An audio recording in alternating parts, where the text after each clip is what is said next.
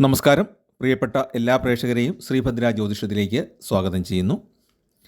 രേവതി നക്ഷത്രക്കാരുടെ 2026 എന്ന പുതുവർഷത്തെ ഫലങ്ങളാണ് ഇന്ന് നമുക്ക് വിശകലനം ചെയ്യാനുള്ളത്.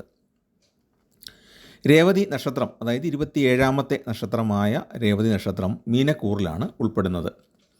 മീനക്കൂറുകാർക്ക് ജന്മശനി വർഷം മുഴുവൻ തുടരുകയാണ്. ചെലവിനെ സൂചിപ്പിക്കുന്ന ഭാവമായ 12ലാണ് രാഹു സഞ്ചരിക്കുന്നത്. വ്യാഴം വർഷമധ്യം വരെ 4ാം ഭാവത്തിലാണ്. ജൂൺ മാസം 2-ാം തീയതി മുതൽ 5ാം ഭാവത്തിലേക്ക് കടക്കുന്നു. 4ാം ഭാവത്തിൽ വ്യാഴം നിൽക്കുന്ന സമയത്ത് വലിയ ദോഷങ്ങളില്ലാതെ കുടുംബജീവിതം മുന്നോട്ട് പോകുന്നതാണ്. 4ാം ഭാവത്തിലെ വ്യാഴത്തിൻ്റെ സ്ഥിതി അത്ര 100% ഗുണകരമൊന്നുമല്ല, എങ്കിലും കുടുംബപരമായിട്ട് വലിയ ദോഷങ്ങളില്ലാതെ മുന്നോട്ട് പോകും. കുടുംബത്തിലെ ചെറിയ അഭിപ്രായ ഭിന്നതകൾ വിഷമിപ്പിക്കാനും സാധ്യതയുണ്ട്. ജന്മശനിക്കാലം തുടരുന്നതുകൊണ്ട് മനപ്രയാസവും സമ്മർദ്ദവും ഇടയ്ക്കിടെ ഉണ്ടായിക്കൊണ്ടിരിക്കും. പലപ്പോഴും ചെറിയ കാര്യങ്ങൾക്ക് മനസ്സ് വിഷമിക്കാൻ സാധ്യതയുണ്ട്. ഉറക്കക്കുറവ് അനുഭവപ്പെട്ടേക്കും. യുവാക്കൾ ഈ കാലത്ത് പ്രണയബന്ധത്തിൽ ഏർപ്പെടാനുള്ള സാധ്യത ഉണ്ട്. പക്ഷേ പലപ്പോഴും ഈ പ്രണയബന്ധം ആനന്ദത്തെക്കാൾ വിഷമതകളാണ് നൽകുക എന്നുള്ളതാണ് സത്യം. ചെറിയ കാര്യങ്ങളിൽ പോലും അഭിപ്രായ വ്യത്യാസങ്ങൾ ഉണ്ടായേക്കാം എന്ന് വിചാരിച്ച് സ്വാഭാവികമായൊരു പ്രക്രിയയാണ്. അതുകൊണ്ട് നമുക്കതിനെ എതിർത്ത് നിൽക്കാൻ പറ്റില്ല. എങ്കിൽ പോലും അത്തരം കാര്യങ്ങളിലൊക്കെ പോലും ഈ ഗ്രഹസ്ഥിതി കൊണ്ട് വിഷമതകളായിരിക്കും ഉണ്ടാകാൻ സാധ്യതയുള്ളത്. പിന്നെ സാമൂഹ്യ സംഘടനകളുടെ കാര്യാലോചനകളിലൊക്കെ പങ്കെടുക്കാനും അഭിപ്രായങ്ങൾ പ്രകടിപ്പിക്കാനൊക്കെയുള്ള സാധ്യതയുണ്ട്. ഒരു സജീവമായിട്ട് അത്തരം കാര്യങ്ങളിലൊക്കെ ഇടപെടും. സാമൂഹ്യ കാര്യങ്ങളിൽ ജാതകത്തിൽ രാഹു 5ാം ഭാവത്തിൽ നിൽക്കുന്ന രേവതി നക്ഷത്രക്കാർക്ക് ഗൂഢവിദ്യകൾ പഠിക്കാനായിട്ട് ഈ കാലത്ത് യോഗമുണ്ട്. മാന്ത്രിക വിദ്യകൾ, തന്ത്രങ്ങൾ, അതുപോലെ തന്നെ പഴയ രീതിയിലുള്ള കണക്കുകൾ, പിന്നെ എന്തെങ്കിലുമൊക്കെ ഗൂഢവിദ്യകളുണ്ട്, ഹിപ്നോട്ടിസം പോലുള്ള കാര്യങ്ങളൊക്കെ പഠിക്കാനുള്ള യോഗമുണ്ട്. ജോലിസ്ഥലത്ത് ദുരാരോപണങ്ങൾ വലയ്ക്കുമെങ്കിലും അവയെ അതിജീവിക്കാൻ സാധിക്കും. രാഷ്ട്രീയ മത്സരങ്ങളിലും അല്ലെങ്കിൽ രാഷ്ട്രീയ മത്സരങ്ങൾ നടക്കുന്ന സമയത്തും ഇത്തരം ആരോപണങ്ങൾ ഉന്നയിക്കപ്പെട്ടേക്കാം. അതുകൊണ്ട് സ്വഭാവശുദ്ധി പുലർത്താനായിട്ട് രാഷ്ട്രീയ പ്രവർത്തകരും നേതാക്കളും അതുപോലെ സാമൂഹ്യ പ്രവർത്തകരും ഒക്കെ വളരെയേറെ ശ്രദ്ധിക്കേണ്ടതാണ്. വെറുതെ ആരോപണങ്ങൾ വലിച്ചു വെക്കാൻ ഇടയാകരുത്. രാഷ്ട്രീയ സാംസ്കാരിക പ്രവർത്തകർക്ക് മത്സരങ്ങൾ വളരെ കടുത്തതായി തീരാൻ സാധ്യതയുണ്ട്. ഈ സമയത്ത് വളരെ സൂക്ഷിച്ചു വേണം പണമിടപാടുകൾ ചെയ്യാനായിട്ട്. പ്രത്യേകിച്ച് പണം കടം കൊടുക്കുന്നതും കടം വാങ്ങുന്നതും കൃത്യമായ രേഖകൾ ഒപ്പിട്ടുകൊണ്ട് തന്നെ ആയിരിക്കണം. ജന്മശനിയും 12ൽ രാഹുവും 4ലും 5ലുമായിട്ട് വ്യാഴവും സഞ്ചരിക്കുന്ന വർഷമായതുകൊണ്ട് നഷ്ടങ്ങളും ഗുണങ്ങളും പലതും ഉണ്ടാകും. അതായത് പൂർണ്ണമായിട്ടും ഗുണകരമെന്ന് നമുക്ക് പറഞ്ഞുകൂടാ, പൂർണ്ണമായിട്ടും ദോഷകരമല്ല. ഗൃഹനിർമ്മാണമൊക്കെ ഒരല്പം ബുദ്ധിമുട്ടിയാണെങ്കിലും മുന്നോട്ട് കൊണ്ടുപോകുന്നതാണ്. ഇടയ്ക്ക് ചെറിയ ചെറിയ തടസ്സങ്ങൾ വന്നുകൊണ്ടിരിക്കും. ധനത്തിന് കുറവ് വരാം, അതുപോലെ പണിക്കാരുടെ കുറവ് കൊണ്ട് പണി നീണ്ടുപോകാം. അങ്ങനെ എന്തെങ്കിലുമൊക്കെ തടസ്സങ്ങൾ ഇടയ്ക്കിടയ്ക്ക് വരുമെങ്കിലും വീട് നിർമ്മാണം മുന്നോട്ട് കൊണ്ടുപോകാനായിട്ട് സാധിക്കും. വ്യാഴം 5ാം ഭാവത്തിലേക്ക് മാറുന്നത് വരെ പല ഘട്ടത്തിലും ധനത്തിന് ഞെരുക്കം അനുഭവപ്പെട്ടേക്കാം. മോഷണശല്യം ഉണ്ടാകാൻ സാധ്യതയുണ്ട്. അതുകൊണ്ട് തന്നെ യാത്രകളിൽ രേഖകളും പണവും ആഭരണങ്ങളും വളരെയേറെ ശ്രദ്ധിച്ച് സൂക്ഷിക്കേണ്ടതാണ്.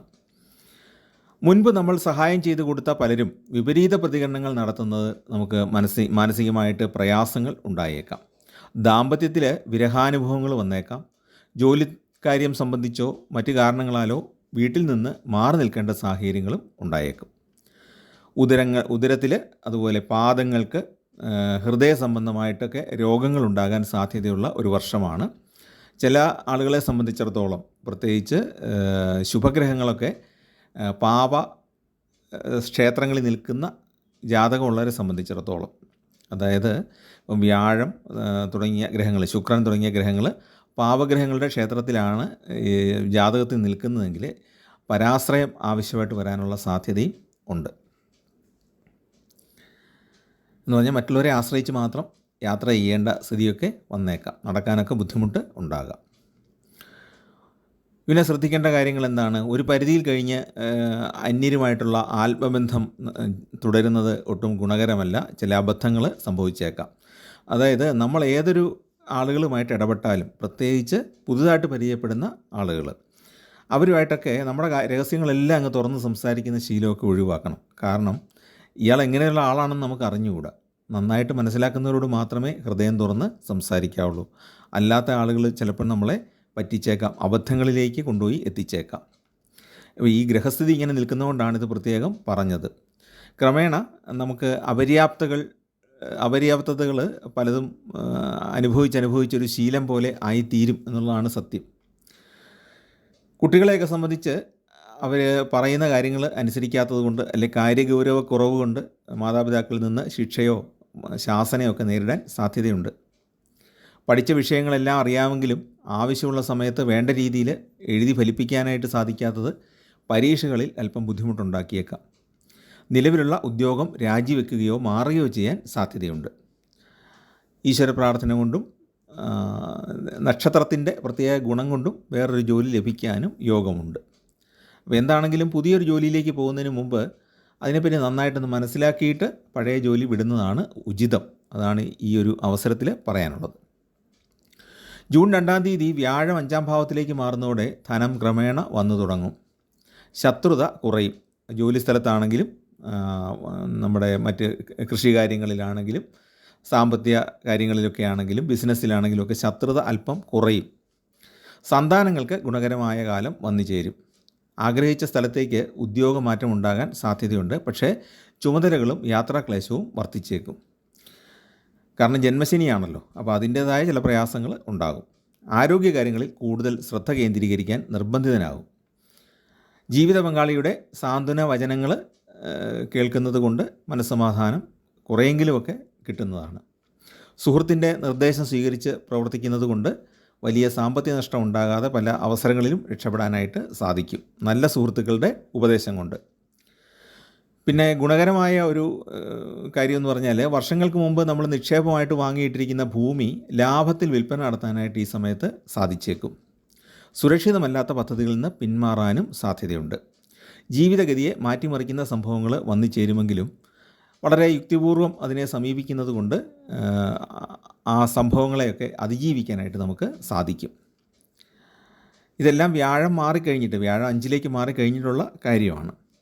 പിന്നെ സാമർഥ്യമുള്ള ആളുകളെ സംബന്ധിച്ചിടത്തോളം സ്വന്തം ആശയവും മറ്റുള്ളവരുടെ ഇൻവെസ്റ്റ്മെൻറ്റും ചേർത്ത് മറ്റുള്ളവർ പണം മുടക്കുന്നു, നമ്മുടെ ആശയങ്ങൾ ഉപയോഗിക്കുന്നു, അങ്ങനെ നല്ലൊരു ബിസിനസ് വളർത്തിയെടുക്കാനും സാധിച്ചേക്കും. അതിനുള്ള യോഗം ഉണ്ട്. രോഗാരിഷ്ടതകൾക്ക് ചികിത്സ വേണ്ടി വന്നേക്കും. പിന്നെ മറ്റൊരു കാര്യം, ഉദ്യോഗസ്ഥരെയൊക്കെ സംബന്ധിച്ച് മേലധികാരികളുടെ ഭാഗത്തു നിന്നുണ്ടായ അബദ്ധങ്ങൾ കൂടെ നമ്മൾ മറുപടി പറയേണ്ട സാഹചര്യങ്ങൾ ചിലപ്പോൾ ഉണ്ടായേക്കാം. വലിയ അസ്വസ്ഥത മനസ്സിനുണ്ടാകുമെങ്കിലും കാലത്തിൻ്റെ ഒരു പ്രത്യേകതയാണ് എന്നുള്ളത് മനസ്സിലാക്കുക. യുക്തിപൂർവ്വം അതിനെ കൈകാര്യം ചെയ്യുക. മേലധികാരിക്ക് കിട്ടേണ്ട ശിക്ഷ നമ്മളേറ്റ് വാങ്ങേണ്ട ആവശ്യമില്ല എന്ന് വിചാരിച്ച് വലിയ ബഹളം ഉണ്ടാക്കേണ്ട ആവശ്യമില്ല. നമുക്ക് ചെയ്യാൻ പറ്റുന്ന കാര്യമാണെങ്കിൽ മാത്രം ചെയ്യുക, ഇല്ലെങ്കിൽ പറ്റില്ല എന്ന് മേലധികാരിയോട് പറയുക. എന്താണെങ്കിലും ഈ ഒരു അവസ്ഥ നേരിടാൻ സാധ്യതയുണ്ട്.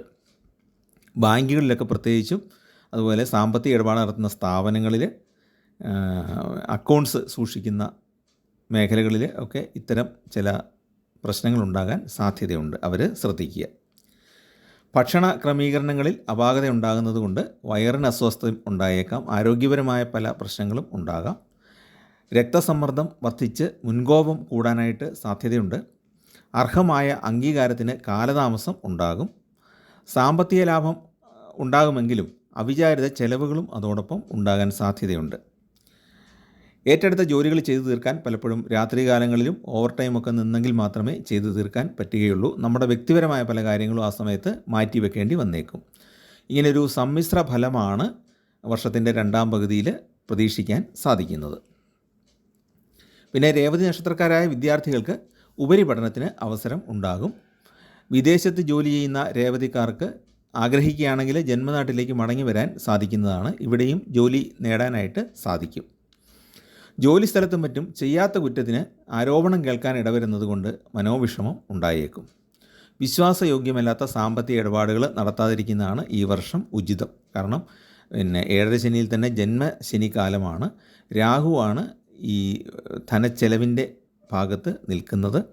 അപ്പോൾ ഇങ്ങനെയുള്ള മറ്റ് ഗ്രഹസ്ഥിതി കൂടെ നോക്കുമ്പോഴത്തേക്കും പല ഘട്ടങ്ങളിലും അമളികളും അബദ്ധങ്ങളൊക്കെ ഉണ്ടാകാൻ സാധ്യതയുണ്ട്. അതുകൊണ്ട് വിശ്വാസയോഗ്യമല്ലാത്ത സാമ്പത്തിക ഇടപാടുകളൊക്കെ ഒഴിവാക്കുക. ഈ വർഷം പണം കടം കൊടുക്കുന്നതും ജാമ്യം നിൽക്കുന്നതും കഴിയുന്നത്ര ഒഴിവാക്കണം. അറിവും കഴിവും പ്രാപ്തിയും ഉണ്ടെങ്കിലും നമുക്ക് വേണ്ട രീതിയിൽ കാര്യങ്ങൾ ചെയ്യാൻ പറ്റാത്തത് വലിയ മനപ്രയാസം ഉണ്ടാക്കും. പ്രത്യേകിച്ച് പൊതുപ്രവർത്തകർക്കും ഉയർന്ന ഉദ്യോഗസ്ഥർക്കൊക്കെ ഈ കാര്യം വളരെയേറെ മാനസികമായിട്ട് വിഷമമുണ്ടാക്കുന്ന സാഹചര്യമാണ്. നിസ്സാര കാര്യങ്ങൾക്കാണെങ്കിലും അകാരണമായ കാലതാമസം വന്നു ചേരും. ഇത് വലിയ ദേഷ്യത്തിനും മുൻകോപത്തിനുമൊക്കെ നമുക്ക് ഇടയാക്കുകയും ചെയ്യും. പക്ഷേ അപ്പോഴെല്ലാം ശ്രദ്ധിക്കേണ്ടത് എന്താണെന്ന് വെച്ചാൽ, നമ്മൾ പ്രതികരിക്കുമ്പോൾ മറ്റുള്ള ഒരാളുടെ കാലതാമസം കൊണ്ടോ അല്ലെങ്കിൽ നമുക്ക് കിട്ടേണ്ട ഒരു ആനുകൂല്യം താമസിക്കുമ്പോഴൊക്കെ മാന്യമായിട്ട് മാത്രം പ്രതികരിക്കുക. കാരണം നമ്മൾ വീണ്ടും വീണ്ടും കുഴപ്പത്തിലേക്ക് ചെന്ന് ചാടാതിരിക്കാനാണ് പറയുന്നത്. അമിതമായ കോപം ഈ സമയത്ത് നമുക്ക് പലപ്പോഴും ഉണ്ടായേക്കാം. പിന്നെ ഒരു പരിധിയിലധികം പണം മുടക്കിയുള്ള ഇടപാടുകൾക്ക് പോകാതിരിക്കുന്നതാണ് നല്ലത്. അതായത് ഈ വ്യാപാരങ്ങൾ, പുതിയ ബിസിനസ്സുകളൊക്കെ തുടങ്ങുമ്പോൾ വലിയ മുതൽ മുടക്കിന് പറ്റിയ ഒരു കാലഘട്ടമല്ല ഇത്. എന്താണെങ്കിലും ആ മേഖലയെപ്പറ്റി നന്നായിട്ട് മനസ്സിലാക്കിയിട്ട് മാത്രമേ ബിസിനസ്സിന് ഇറങ്ങാവുള്ളൂ. അല്ലെങ്കിൽ അവിടെയും അബദ്ധങ്ങൾ ഉണ്ടായേക്കാം. കരാർ ജോലികൾ ഏറ്റെടുക്കുമ്പോഴും ഇത് പ്രത്യേകം ശ്രദ്ധ വേണം.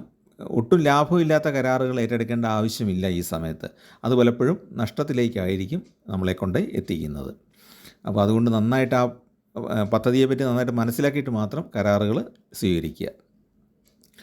വർഷത്തിൻ്റെ 2ാം പകുതിയിൽ ജോലി ലഭിക്കാൻ സാധ്യതയുണ്ട്. ഏറെക്കാലമായിട്ട് സന്താനത്തിനായിട്ട് ആഗ്രഹിക്കുന്നവർക്ക് സന്താന യോഗവും സിദ്ധിക്കുന്നതാണ്. ഇനി നമുക്ക് രേവതി നക്ഷത്രക്കാർ ചെയ്യേണ്ട വഴിപാടുകളെപ്പറ്റി നോക്കുമ്പോൾ പ്രധാനമായിട്ടും ശിവപ്രീതി വരുത്തുക എന്നുള്ളതാണ് ചെയ്യേണ്ടത്. വ്യാഴത്തിൻ്റെ ഗുണഫലം ലഭിക്കാൻ വിഷ്ണു ഭഗവാന് അർച്ചന ചെയ്യുക. അപ്പോൾ ശിവപ്രീതി വരുത്താനായിട്ട് ശിവക്ഷേത്ര ദർശനം നടത്തുക. ആഴ്ചയിലൊന്ന് പോകാമെങ്കിൽ നല്ലത്. മാസത്തിൽ ഒന്നെങ്കിലും പക്കപ്പിറന്നാൾ ദിവസമെങ്കിലും ശിവനെ പ്രാർത്ഥിക്കുന്നത് നല്ലതാണ്. വ്യാഴത്തിൻ്റെ ഗുണഫലം ലഭിക്കാനായിട്ട് വിഷ്ണു ക്ഷേത്രത്തിൽ ദർശനം നടത്തുക, വിഷ്ണു ഭഗവാൻ അർച്ചന ചെയ്യുക. പിന്നെ താമരമുട്ടോ താമരമാലയൊക്കെ സമർപ്പിക്കുന്നത് നല്ലതാണ്. തുളസിമാല സമർപ്പിക്കുന്നത് ഉചിതമാണ്. ശാസ്താവിന് നീരാജനം, അർച്ചന എന്നിവ ചെയ്യുക. ഇത് കൃത്യമായിട്ട് ചെയ്യണം. കാരണം 7ാം ശനിയിലെ വളരെ വിഷമമുള്ളൊരു കാലമാണ് ജന്മശനി. അപ്പം അതോടൊപ്പം തന്നെ ശാസ്താവിന് വഴിപാട് ചെയ്യുന്നതോടൊപ്പം തന്നെ ശനിസ്തോത്രം നിത്യവും ജപിക്കുകയും നവഗ്രഹ ക്ഷേത്രത്തിൽ ശനിക്ക് എള്ളുതിരി തെളിക്കുകയും ചെയ്യുക. അപ്പോൾ ഈ ശാസ്താവിന് ശനിക്കുമുള്ളത് കൃത്യമായിട്ട് ചെയ്യണം. എങ്കിലേ ആ 7ാം ശനിയിലെ അല്ലെങ്കിൽ ജന്മശനിയുടെ പ്രയാസം മാറി വരികയുള്ളൂ. ഇല്ലെങ്കിൽ പല ഘട്ടത്തിലും നിർണായകമായ പല ഘട്ടത്തിലും തടസ്സമുണ്ടാകാൻ സാധ്യതയുണ്ട്. ദേവി മാഹാത്മ്യം തുടങ്ങിയ ഗ്രന്ഥങ്ങളൊക്കെ വായിക്കുന്നത് ഉചിതമാണ്. ദേവിക്ക് പട്ട് സമർപ്പിച്ച് പ്രാർത്ഥിക്കുന്നതും ഉചിതമാണ്. കുടുംബദേവതയുണ്ടെങ്കിൽ ആ ദേവതയ്ക്കും വഴിപാടുകൾ സമർപ്പിക്കുക. ശ്രീകൃഷ്ണ ഭഗവാന് അർച്ചന ചെയ്യുന്നത് വിദ്യാർത്ഥികളെ സംബന്ധിച്ച് പ്രത്യേക ഗുണമാണ്. വിദ്യാപരമായ ഉന്നതിക്ക് അത് സഹായകരമാണ്. ഗവേഷണ വിദ്യാർത്ഥികളും അതൊന്ന് ശ്രദ്ധിക്കുക. സർപ്പങ്ങൾക്ക് ആയില്യപൂജ, മഞ്ഞൾപ്പൊടി തുടങ്ങിയവ സമർപ്പിക്കുന്നതും വളരെ ഉത്തമമാണ്. രാഹുവിൻ്റെ ദോഷങ്ങൾ പരിഹരിക്കാൻ അത് വളരെ നല്ലതാണ്. അപ്പോൾ ഇത്രയും വഴിപാടുകളൊക്കെ ചെയ്താൽ സാമാന്യം ഐശ്വര്യമായിട്ട് വലിയ ദോഷങ്ങളില്ലാതെ ഈ വർഷം മുന്നോട്ട് പോകാനായിട്ട് രേവതി നക്ഷത്രക്കാർക്ക് സാധിക്കുന്നതാണ്. ഇതാണ് അവരുടെ സാമാന്യമായ ഫലം. അപ്പോൾ നിങ്ങൾക്ക് ചാനലിൽ പറയുന്ന കാര്യങ്ങൾ ഉപകാരപ്രദമാകുന്നെങ്കിൽ ചാനലൊന്ന് സബ്സ്ക്രൈബ് ചെയ്യുകയും നിങ്ങളുടെ പരിചയക്കാർക്കും ബന്ധുക്കൾക്കും സുഹൃത്തുക്കൾക്കൊക്കെ ഒന്ന് ഷെയർ ചെയ്ത് കൊടുത്തും സഹായിക്കുക. എല്ലാവർക്കും നന്മയുണ്ടാകാനും ഈശ്വരാനുഗ്രഹം ഉണ്ടാകാനും പ്രാർത്ഥിക്കുന്നു. നിങ്ങൾക്ക് സാമ്പത്തികമായിട്ട് ഉന്നമനം ഉണ്ടാകട്ടെ, സമൂഹത്തിൽ നല്ല സ്ഥാനങ്ങൾ ലഭിക്കട്ടെ, ജോലിയും ഉന്നത വിദ്യാഭ്യാസമൊക്കെ ലഭിക്കാൻ ഈശ്വരൻ അനുഗ്രഹിക്കട്ടെ എന്ന് പ്രാർത്ഥിക്കുന്നു. നമസ്കാരം.